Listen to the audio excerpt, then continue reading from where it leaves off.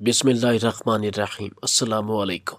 یار محمد کو پھانسی کی سزا سنا دی گئی اور ایک ہفتے بعد اسے پھانسی ہونی تھی۔ پھانسی سے کچھ لمحے پہلے یار محمد رو رہا تھا تو جج نے اسے روتے ہوئے دیکھ لیا۔ جج نے اس سے کہا کہ موت کے خوف کی وجہ سے رو رہے ہو؟ تو یار محمد نے کہا کہ میں موت سے نہیں ڈرتا، میں اس بات پہ رہا ہوں کہ پچھلے دنوں میں نے ایک بینک میں ڈاکہ ڈالا اور وہاں سے 5 کروڑ اور 60 لاکھ روپے لوٹے تھے۔ پیسے گھر آ کر میں نے ایک پرانے ماڈل کے ٹی وی کے اندر رکھ دیے تھے اور یہ بات گھر کے کسی فرد کو نہیں بتائی تھی، حتیٰ کہ اپنی بیوی کو بھی نہیں بتایا۔ اب مجھے ڈر ہے کہ میرے مر جانے کے بعد میری بیوی وہ ٹی وی فروخت کر دے گی اور اسی طرح میرے پیسے ضائع ہو جائیں گے۔ یار محمد کو سولی پر لٹکا دیا گیا تو جج اس کے گھر گیا اور اس کی بیوی سے 10 لاکھ روپے میں وہ پرانا ٹی وی خرید لیا۔ گھر جا کر اس نے ایک بند کمرے میں ٹی وی توڑ کر دیکھا تو حیران رہ گیا، کیونکہ اس کے اندر یار محمد ایک تندور پر روٹیاں لگاتا تھا۔ اس کا اپنا تندور تھا، صبح صبح جاتا اور پھر رات گئے تک ادھر روٹیاں لگاتا رہتا۔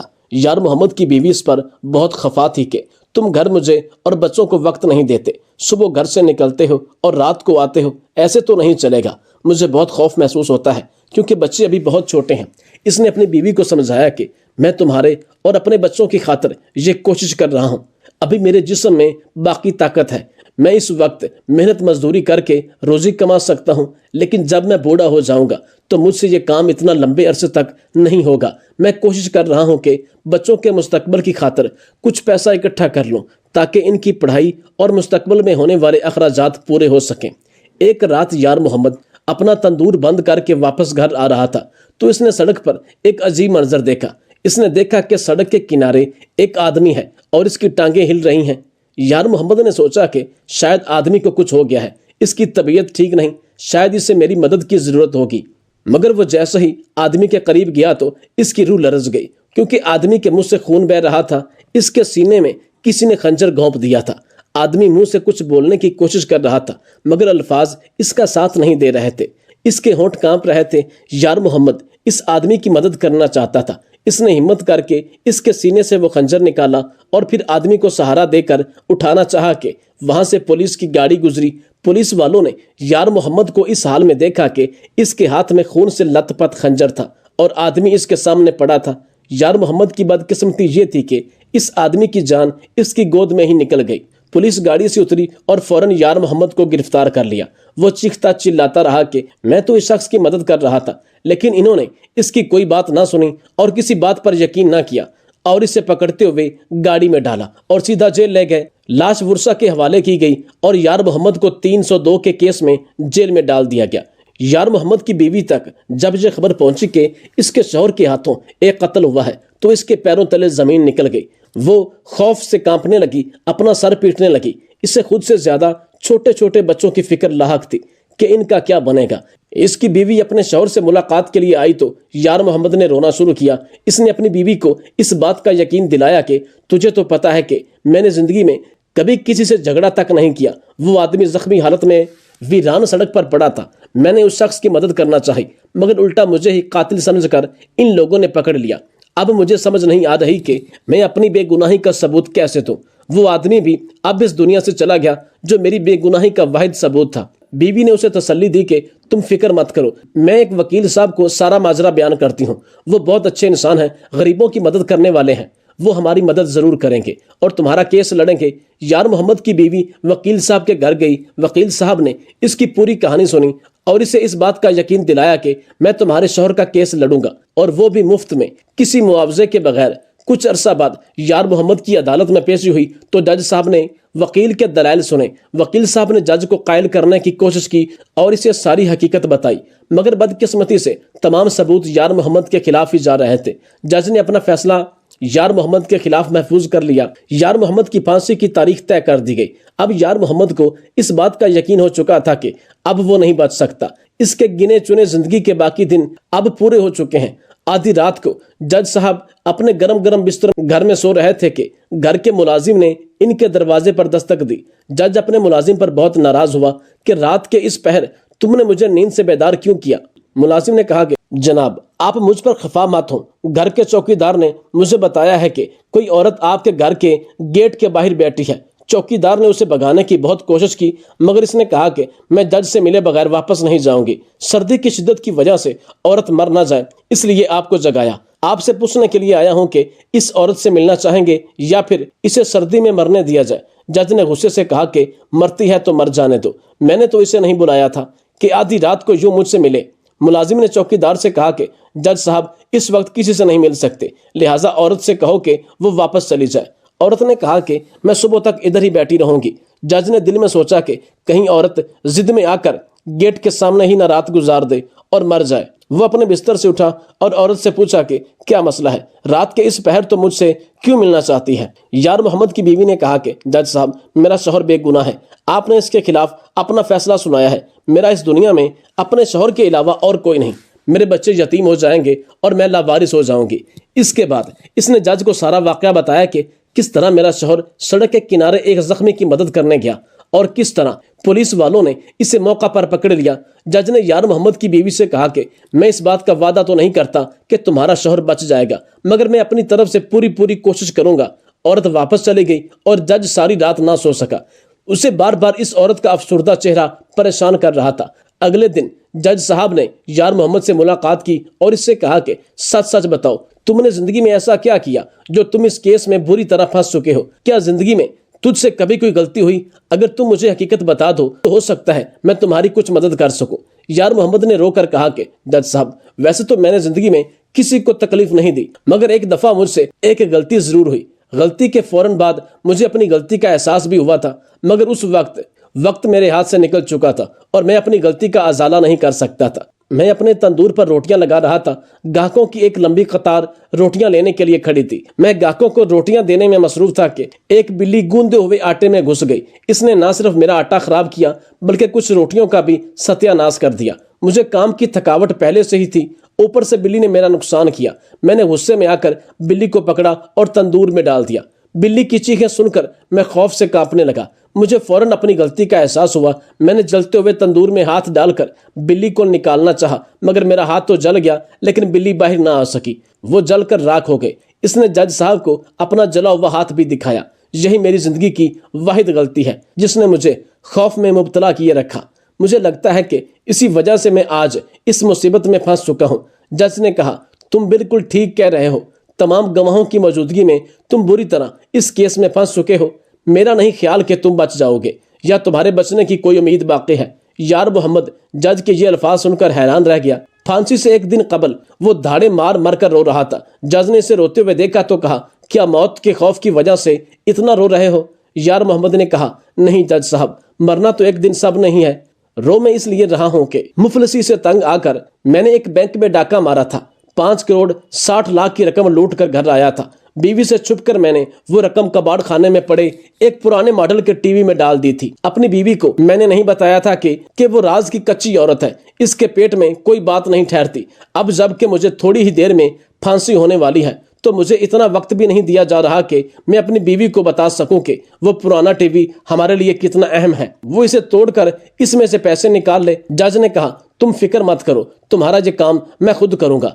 अब मैं इतनी तो मदद तुम्हारी कर ही सकता हूँ। यार मोहम्मद ने जज का शुक्रिया अदा किया। फजर के वक्त सूली पर लटका दिया गया और सुबह सुबह ही जज ने अपने कुछ मुलाजमों को यार मोहम्मद के घर भेज दिया। इन्होंने यार मोहम्मद के घर पर दस्तक दी तो इसकी बीवी दरवाजे पर आई। एक मुलाजिम ने औरत से कहा, जी हम ओल्ड कल्चरल डिपार्टमेंट की तरफ से आए हैं। आपके घर में मौजूद जो भी पुरानी चीज है हम वो चीज अच्छी कीमत पर आपसे खरीदने आए हैं। औरत ने कहा कि हमारे घर में 3 पुरानी चीजें हैं, एक लालटेन है, एक टीवी है और एक पियानो भी है, मगर मैं ये चीजें फरोख्त नहीं करना चाहती। ये कहते हुए औरत ने दरवाजा बंद कर दिया। मुलाजमों ने जज को कॉल की और कुछ देर बाद दोबारा दरवाजे पर दस्तक दी। औरत से कहा, 4 लाख हम पियानो के देंगे, 5 लाख में हम टीवी खरीदने के लिए तैयार हैं और 2 लाख में लालटेन भी ले लेंगे। अगर सौदा मंजूर है तो बताओ। औरत ने दोबारा दरवाजा बंद कर दिया और इन्हें कोई जवाब न दिया। मुलाजमों ने दोबारा जज को कॉल की कि औरत नहीं मान रही। जज ने कहा कि मान जाएगी, तुम चीजों के रेट बढ़ा दो। मुलाजमों ने तीसरी बार दरवाजे पर दस्तक दी। औरत ने दरवाजा खोला तो इन्होंने कहा, पियानो का 10 लाख देंगे, टीवी 12 लाख में और 5 लाख लालटेन का मिलेगा। अगर सौदा मंजूर है तो बताओ। औरत ने कहा, ठीक है, मुझे सौदा मंजूर है, مگر پہلے پیسے پھر چیزیں آپ کے حوالے کروں گی۔ ملازموں نے عورت کو 27 لاکھ روپے ادا کیے اور اس سے پیانو، لالٹین اور ٹی وی لے کر آئے اور جج صاحب کے حوالے کیا۔ جج نے لالٹین اور پیانو ملازموں کو دے دی اور ٹی وی لے کر بند کمرے میں اسے توڑنا شروع کیا، مگر اس کی حیرت کی انتہا نہ رہی جب اس نے دیکھا کہ ٹی وی کی اسکرین کے پیچھے 2 مرے ہوئے چوہے پڑے ہیں۔ جج اپنا سر پکڑ کر ادھر ہی بیٹھ گیا اور دل میں سوچا کہ مرنے والے یار محمد نے مرتے وقت مجھے چونا لگایا ہے۔ کمرہ عدالت میں ایک نقاب پوش لڑکی کو پیش کیا گیا جس نے ایک ہی وقت میں 4 مردوں سے شادی کا ارتکاب کر رکھا تھا۔ نقاب پوش لڑکی عدالت میں سر جھکائے کھڑی تھی جبکہ چاروں مرد اسے سوالیہ نظروں سے دیکھ رہے تھے۔ ان چاروں آدمیوں میں سے ایک 70 سالہ چاچا مجید بھی تھا جو کہ رنڈوا تھا اور جس نے اپنی قیمتی بھینس فروخت کر کے لڑکی کے لیے سونے کا لاکٹ خریدا تھا۔ چاچا مجید نے جج سے درخواست کی کہ میں اس لڑکی کی اصلیت دیکھنا چاہتا ہوں کیونکہ لڑکی نے کبھی بھی میری خواہش کے مطابق اپنی شناخت ظاہر نہیں کی تھی۔ جج کے حکم سے جب لڑکی نے چہرے سے نقاب ہٹایا تو جج سمیت چاچا مجید بھی غش کھا کر گر پڑا کیونکہ السلام علیکم ہفتے کا پہلا دن تھا اور کمرہ عدالت لوگوں سے کھچا کھچ بھرا ہوا تھا۔ ملزم والے کٹہرے میں ایک جوان سالہ لڑکی چہرے پر نقاب کیے ہوئے کھڑی تھی۔ وکیل اپنے دلائل دیتے ہوئے کہہ رہا تھا کہ جج صاحب، یہ عورت میرے موکلین کو شادی کا جھانسا دے کر ان سے پیسے بٹورتی رہی اور گفٹ لیتی رہی۔ اس عورت نے چاروں مردوں سے بہت سارے پیسے جمع کر لیے ہیں اور پھر ان پیسوں سے اپنے مکانات تعمیر کیے اور اس کے علاوہ کئی پلاٹ خریدے، خوب جی بھر کے شاپنگ کی اور مصوفہ کا عمرے پر جانے کا بھی ارادہ تھا۔ جج نے وکیل کے منہ سے جب یہ الفاظ سنے تو حیران رہ گیا، اور ایک عورت اتنی بھی چالاک ہو سکتی ہے؟ جج دل میں سوچنے لگا کہ کتنی ہی چالاک عورت ہے جس نے ایک ہی وقت میں 4 لوگوں کو بے وقوف بنا لیا۔ وکیل کے منہ سے یہ الفاظ سننے کے بعد کمرہ عدالت میں موجود باقی تمام لوگوں کے ساتھ ساتھ جج کو بھی اپنے کانوں پر یقین نہیں آ رہا تھا۔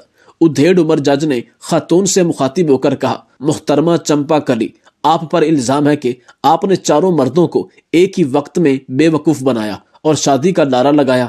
کیا آپ اس الزام کو قبول کرتی ہیں؟ چمپا کلی نے بہت اعتماد سے کہا کہ جج صاحب، یہ بالکل جھوٹ ہے۔ یہ لوگ میرے فرینڈ ضرور ہیں، میری ان سے گپ شپ ہوتی رہتی تھی، مگر شادی والی بات ان کے دماغ کا ایک فطور ہے اور اس میں میرا تو کوئی گناہ نہیں، اور نہ ہی میں کسی کے دماغ پر کچھ سوچنے پر پابندی لگا سکتی ہوں۔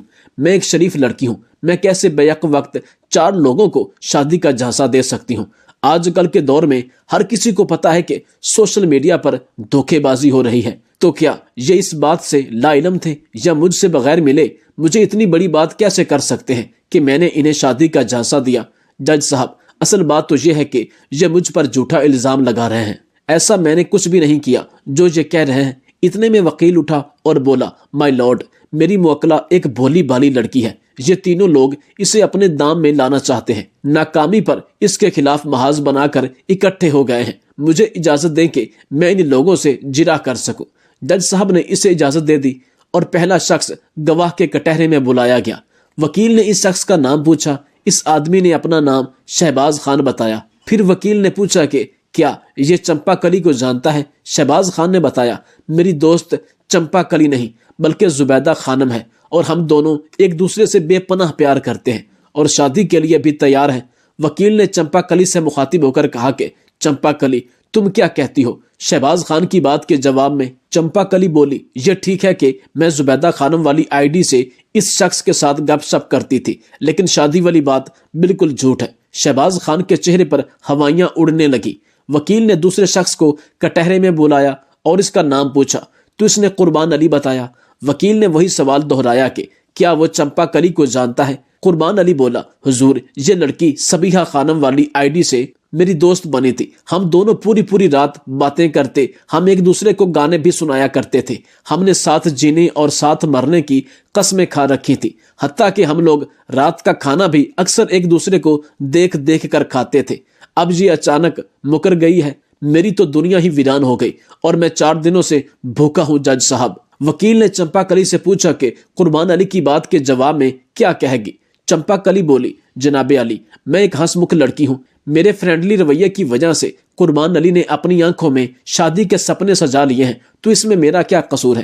وکیل نے تیسرے آدمی کو کٹہرے میں بلایا۔ اتنے میں ایک آدمی کمرہ عدالت میں داخل ہوا۔ اس نے ایک چھوٹا سا بچہ اٹھایا تھا، دوسرا 5 سال کا بچہ اس کی انگلی پکڑ کر آ رہا تھا۔ وہ شخص پیچھے کی بینچوں پہ بیٹھ کر کاروائی دیکھنے لگ گیا۔ وکیل نے تیسرے آدمی کا نام پوچھا تو اس نے سلیم احمد بتایا۔ پھر وکیل نے پوچھا، تم چمپا کلی کے بارے میں کیا کہو گے؟ سلیم احمد بولا، جناب چمپا کلی میری سب سے زیادہ کلوز فرینڈ ہے۔ میری لسٹ میں یہ گلباز خانم کے نام سے مشہور ہے اور اس آئی ڈی کے نام پر ایڈ ہوئی ہے۔ یہ میرے ساتھ شادی کرنے کے لیے تیار تھی۔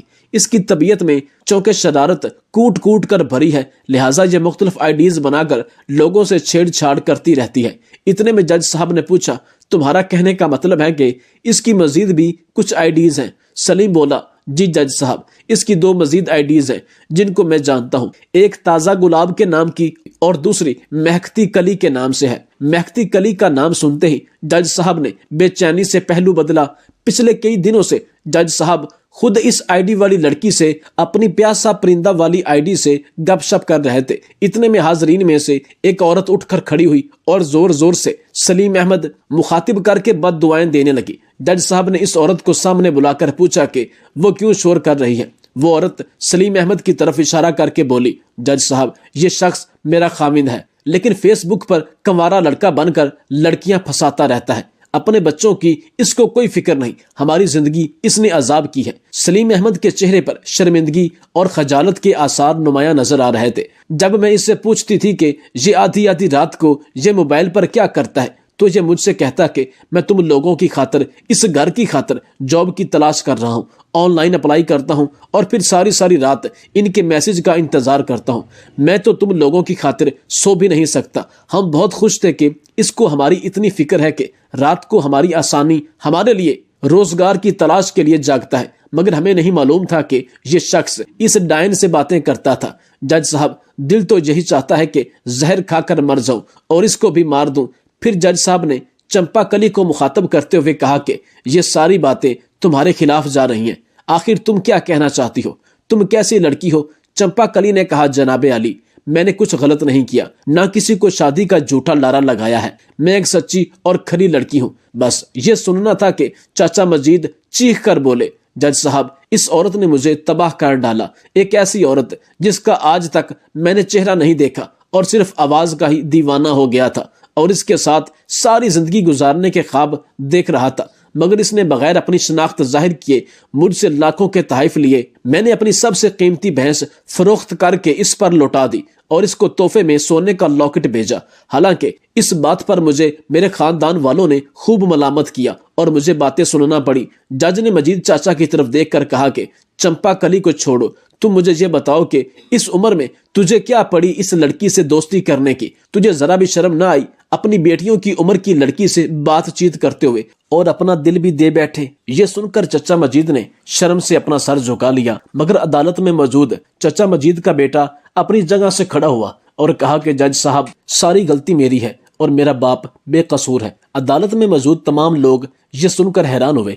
نوجوان نے بتایا کہ جج صاحب جب میری ماں کا انتقال ہوا تھا تو میں نے محسوس کیا کہ ابا بالکل تنہا ہو چکے ہیں، نہ کسی سے بات کرتے ہیں، نہ ہی گھر سے باہر نکلتے ہیں۔ ابا جان کی اس روٹین کو دیکھ کر مجھے بہت افسوس ہوتا تھا، اس لیے میں نے فیصلہ کیا کہ ابا جان کی بوریت کو ختم کیا جائے۔ اگر اسی طرح بند کمرے میں اکیلے رہے پھر تو بیمار پڑ جائیں گے۔ میں نے ابا جان کو ایک سمارٹ فون خرید کر دیا اور فیس بک پر اس کی آئی ڈی بنا کر دی تاکہ ابا جان مصروف رہیں، حالات حاضرہ کو دیکھ سکیں۔ مجھے نہیں معلوم تھا کہ ابا جان یہاں فیس بک پر عشق فرما رہے ہیں اور میرے لیے امی جان کا بندوبست کر رہے ہیں، لیکن اس لڑکی نے پھر میرے بابا کی سادگی کا فائدہ اٹھایا۔ اسے ایسا بالکل نہیں کرنا چاہیے تھا۔ ابا جان نے اس لڑکی کی خاطر اپنی سب سے قیمتی بھینس فروخت کی اور سونے کا لاکٹ خرید کر تحفے میں دیا۔ جج صاحب اس لڑکی کو سخت سے سخت سزا دینی چاہیے تاکہ یہ دوبارہ کسی کو بے وقوف نہ بنا سکے اور شادی کے جھوٹے جھانسے نہ دے سکے۔ جج ایک بار پھر لڑکی کی طرف متوجہ ہوا اور کہا کہ تمہارے خلاف سنگین الزامات ثابت ہوئے ہیں۔ لڑکی نے کہا، جج صاحب مجھے یہ کہنے میں کوئی عار نہیں کہ میں نے وکیل صاحب سے وعدہ کیا ہے کہ مجھے ان فراڈیوں کے کیس سے بری کروا دے تو میں وکیل صاحب سے شادی کر لوں گی۔ چمپا کلی کی یہ بات سن کر کمرہ عدالت میں سناٹا چھا گیا۔ اتنے میں مخالف وکیل اٹھا اور اس نے کہا، مائی لارڈ، یہ عورت سب کو شادی کا جھانسا دے کر بے وقوف بناتی ہے، اسے کہیں یہ چہرے سے نقاب ہٹائے تاکہ اس کی شناخت ہو سکے۔ جج نے خاتون کو نقاب ہٹانے کا کہا۔ چمپا کلی نے کہا، حضور، میں ایک با پردہ لڑکی ہوں، میں ایسے نقاب نہیں ہٹا سکتی، مجھے بے پردہ نہ کیا جائے۔ وکیل بولا، تم با پردہ ہو کر اگر فیس بک پر اپنی تصاویر اپنے دوستوں کو دکھا سکتی ہو تو عدالت میں اپنی شناخت کروانے میں تجھے کیا مسئلہ ہے؟ چمپا کلی نے مجبوراً چہرے سے نقاب ہٹایا تو چاروں دعوے دار اس کو دیکھ کر ایک دوسرے کا منہ تکنے لگے۔ جج سمیت چچا مجید بھی موقع پر ہی بے ہوش ہو گیا۔ پچھلی بینچوں پر بیٹھا 5-6 سالہ بچہ امی جی کہتا ہوا چمپا کلی کی طرف دوڑا اور اس کی ٹانگوں سے لپٹ گیا۔